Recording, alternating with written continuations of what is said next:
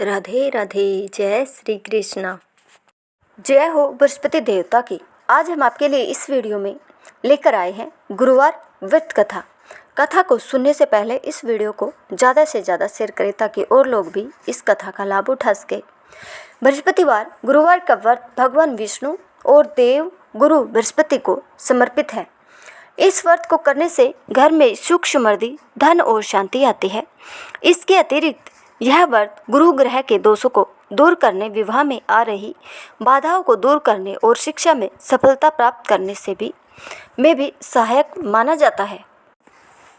भारतवर्ष में एक प्रतापी और धनी राजा राज्य करता था। वह नित्य गरीबों और ब्राह्मणों की सहायता किया करता था। यह बात उसकी रानी को अच्छी नहीं लगती थी। वह न ही गरीबों को दान देती, न ही भगवान का पूजन करती और राजा को भी दान देने से मना किया करती थी। एक दिन राजा शिकार खेलने वन को गए हुए थे तो रानी महल में अकेली थी। उसी समय बृहस्पति देव साधु वेश में राजा के महल में भिक्षा के लिए गए और भिक्षा मांगी। रानी ने भिक्षा देने से इनकार किया और कहा, हे साधु महाराज, मैं तो दान पुण्य से तंग आ गई हूँ।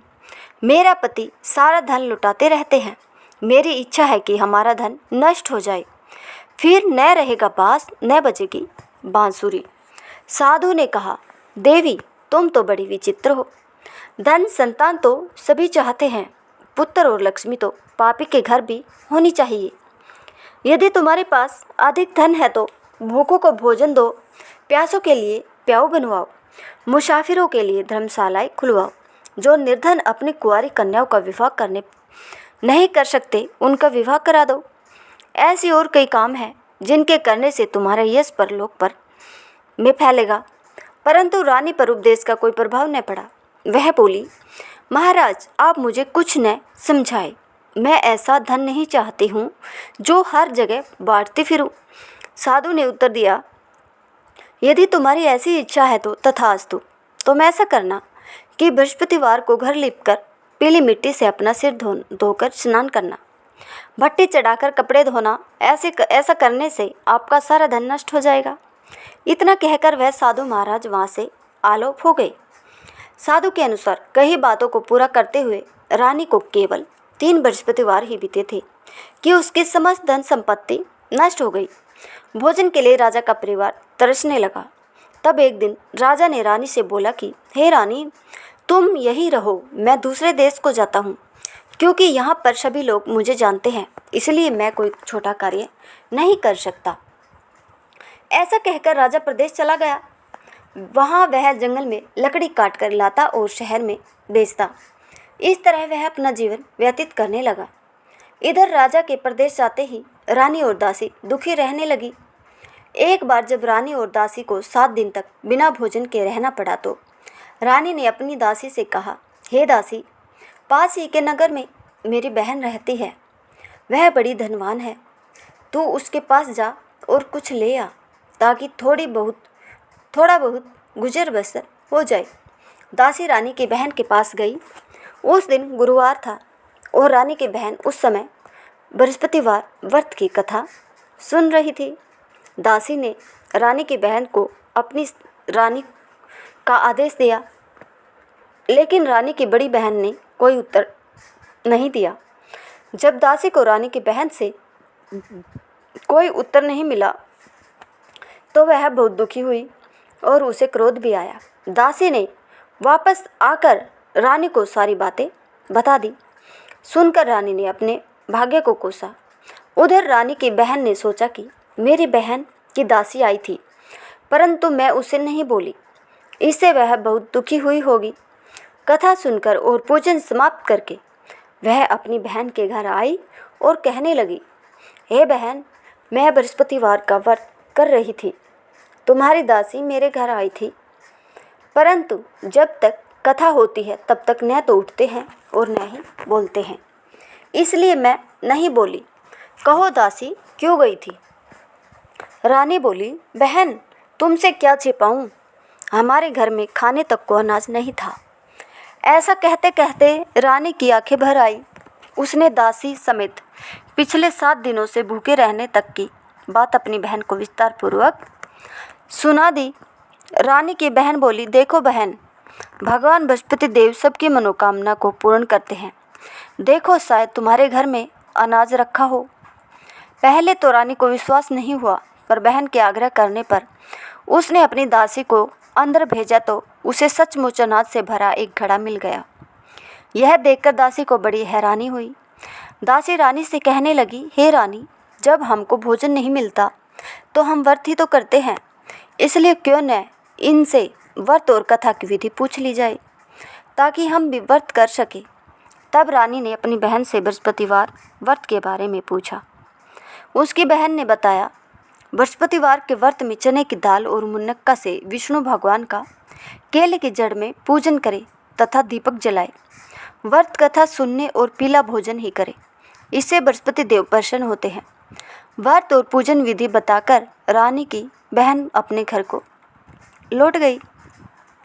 7 दिन बाद जब गुरुवार आया तो रानी और दासी ने व्रत रखा। गुड़साल में जाकर चना और गुड़ लेकर आई। फिर उसे केले की जड़ तथा विष्णु भगवान का पूजन किया। अब पीला भोजन कहाँ से आए, इस बात को लेकर दोनों बहुत दुखी थी। चूँकि उन्होंने व्रत रखा था, इसलिए बृहस्पति देव उनसे प्रसन्न थे। इसलिए वे एक साधारण व्यक्ति का रूप धारण कर 2 थालों में सुंदर पीला भोजन दासी को दे गई। भोजन पाकर दासी प्रसन्न हुई और फिर रानी के साथ मिलकर भोजन ग्रहण किया। उसके बाद वे सभी गुरुवार को व्रत और पूजन करने लगे। बृहस्पति भगवान की कृपा से उसके पास फिर से धन संपत्ति आ गई, परंतु रानी फिर से पहले की तरह आलस्य करने लगी। तब दासी बोली, देखो रानी, तुम पहले भी इस प्रकार आलस्य किया करती थी। तुम्हें धन रखने में कष्ट होता था, इस कारण सभी धन नष्ट हो गया, और अब जब भगवान बृहस्पति की कृपा से धन मिला है तो तुम्हें फिर से आलस्य होता है। रानी को समझाते हुए दासी कहती है कि बड़ी मुसीबतों के बाद हमने यह धन पाया है, इसलिए हमें दान पुण्य करना चाहिए, भूखे मनुष्य को भोजन कराना चाहिए और धन को शुभ कार्यों में खर्च करना चाहिए, जिससे तुम्हारे कुल का यश बढ़ेगा, स्वर्ग की प्राप्ति होगी और पितृ प्रसन्न होंगे। दासी की बात मानकर रानी अपना धन शुभ कार्यों में खर्च करने लगी, जिससे पूरे नगर में उसका यश फैलने लगा। एक दिन राजा दुखी होकर जंगल में एक पेड़ के नीचे आसन जमाकर बैठ गया। वह अपनी दशा को याद करके व्याकुल होने लगा। बृहस्पतिवार का दिन था। एकाएक उसने देखा कि निर्जन वन में एक साधु प्रकट हुए। वह साधु वेश में स्वयं बृहस्पति देवता थे। लकड़हारे के सामने आकर बोले, हे लकड़हारे, इस सुनसान जंगल में तू चिंता मगन क्यों बैठा है? लकड़हारे ने दोनों हाथ जोड़कर प्रणाम किया और उत्तर दिया, महात्मा जी, आप सब कुछ जानते हैं, मैं क्या कहूँ? यह कहकर रोने लगा और साधु को अपनी आत्मकथा सुनाई। महात्मा जी ने कहा, तुम्हारी स्त्री ने बृहस्पति के दिन बृहस्पति भगवान का निरादर किया है, जिसके कारण रुष्ट होकर उन्होंने तुम्हारी यह दशा कर दी। अब तुम चिंता को दूर करके मेरे कहने पर चलो तो तुम्हारे सब कष्ट दूर हो जाएंगे और भगवान पहले से भी अधिक संपत्ति देंगे। तुम बृहस्पति के दिन कथा किया करो। 2 पैसे के चने मुनक्का लाकर उसका प्रसाद बनाओ और शुद्ध जल के लोटे में शक्कर मिलाकर अमृत तैयार करो। कथा के पश्चात अपने सारे परिवार और सुनने वाले प्रेमियों में अमृत व प्रसाद बांटकर आप भी ग्रहण करो। ऐसा करने से भगवान तुम्हारी सब मनोकामनाएं पूरी करेंगे। साधु के ऐसे वचन सुनकर लकड़हारा बोला, हे प्रभु, मुझे लकड़ी बेचकर इतना पैसा नहीं मिलता जिससे भोजन के उपरांत कुछ बचा सकूं। मैंने रात्रि में अपनी पत्नी को व्याकुल देखा है। मेरे पास कुछ भी नहीं है जिससे मैं उसकी खबर मंगा सकूं। साधु ने कहा, हे लकड़हारे, तुम किसी बात की चिंता मत करो। बृहस्पति के दिन तुम रोजाना की तरह लकड़ियाँ लेकर शहर को जाओ। तुमको रोज से दुगना धन प्राप्त होगा, जिससे तुम भली भांति भोजन कर लोगे तथा बृहस्पति देव की पूजा का सामान भी आ जाएगा। इतना कहकर साधु अंतर्ध्यान हो गए। धीरे धीरे समय व्यतीत होने पर फिर वही बृहस्पतिवार का दिन आया। लकड़हारा जंगल से लकड़ी काटकर किसी शहर में बेचने गया। उसे उस दिन और दिन से अधिक पैसा मिला। राजा ने चना गुड़ आदि लाकर गुरुवार का व्रत किया। उस दिन से उसके सभी क्लेश दूर हुए। परंतु जब दोबारा गुरुवार का दिन आया तो बृहस्पतिवार का व्रत करना भूल गया। इस कारण बृहस्पति भगवान नाराज हो गए। उस दिन उस नगर के राजा ने विशाल यज्ञ का आयोजन किया तथा शहर में यह घोषणा करा दी गई कि कोई भी मनुष्य अपने घर में भोजन न बनावे, न आग जलावे, समस्त जनता मेरे यहाँ भोजन करने आवे। इस आज्ञा को जो न मानेगा उसे फांसी की सजा दी जाएगी। इस तरह की घोषणा संपूर्ण नगर में करवा दी गई। राजा के आज्ञानुसार शहर के सभी लोग भोजन करने गए, लेकिन लकड़हारा कुछ देर से पहुंचा, इसलिए राजा उसको अपने साथ घर ले गए और ले जाकर भोजन करा रहे थे तो रानी की दृष्टि उस खूंटी पर पड़ी जिस पर उसका हार लटका हुआ था। वह वहाँ पर दिखाई नहीं दिया। रानी ने निश्चय किया कि मेरा हार इस मनुष्य ने चुरा लिया है। उसी समय सिपाहियों को बुलाकर उसको कारागार में डलवा दिया। जब लकड़हारा कारागार में पड़ गया और बहुत दुखी होकर विचार करने लगा कि न जाने कौन से पूर्व जन्म के कर्म मुझे यह दुख प्राप्त हुआ है, और उसी साधु को याद करने लगा जो जंगल में मिला था। उसी समय तत्काल बृहस्पति देव साधु के रूप में प्रकट हुए और उसकी दशा को देखकर कहने लगे, अरे मूर्ख, तूने बृहस्पति देव की कथा नहीं करी, इस कारण तुझे दुख प्राप्त हुआ है। अब चिंता मत कर, बृहस्पतिवार के दिन कारागार के दरवाजे पर 4 पैसे पड़े मिलेंगे। उनसे तू बृहस्पति देव की पूजा करना, तेरे सभी कष्ट दूर हो जाएंगे। बृहस्पति के दिन उसे 4 पैसे मिले। लकड़हारे ने कथा कही। उसी रात्रि को बृहस्पति देव ने उस नगर के राजा को सपन में कहा, हे राजा, तुमने जिस आदमी को कारागार में बंद कर दिया है वह निर्दोष है, वह राजा है, उसे छोड़ देना। रानी का हार उसी खूंटी पर लटका है। अगर तू ऐसा नहीं करेगा तो मैं तेरे राज्य को नष्ट कर दूंगा। इस तरह रात्रि के स्वप्न को देखकर राजा प्रातःकाल उठा और खूंटी पर हार देखकर लकड़हारे को बुलाकर क्षमा मांगी तथा लकड़हारे को योग्य सुंदर वस्त्र आभूषण देकर विदा कर दिया। बृहस्पति देव की आज्ञानुसार लकड़हारा अपने नगर को चल दिया। राजा जब अपने नगर के निकट पहुंचा तो उसे बड़ा आश्चर्य हुआ। नगर में पहले से अधिक बाग, तालाब, कुएं तथा बहुत सी धर्मशालाएं, मंदिर आदि बन गई है। राजा ने पूछा, यह किसका बाग और धर्मशाला है? तब नगर के सब लोग कहने लगे, यह सब रानी और बांदी के हैं। तो राजा को आश्चर्य हुआ और गुस्सा भी आया। जब रानी ने यह खबर सुनी कि राजा आ रहे हैं तो उन्होंने बांदी से कहा कि हे दासी, देख, राजा हमको कितनी बुरी हालत में छोड़ गए थे। हमारी ऐसी हालत देखकर वह लौट न जाए, इसलिए तो दरवाजे पर खड़ी हो जा। आज्ञानुसार दासी दरवाजे पर खड़ी हो गई। राजा आए तो उन्हें अपने साथ लिवा लाई। तब राजा ने क्रोध करके अपनी रानी से पूछा कि यह धन तुम्हें कैसे प्राप्त हुआ?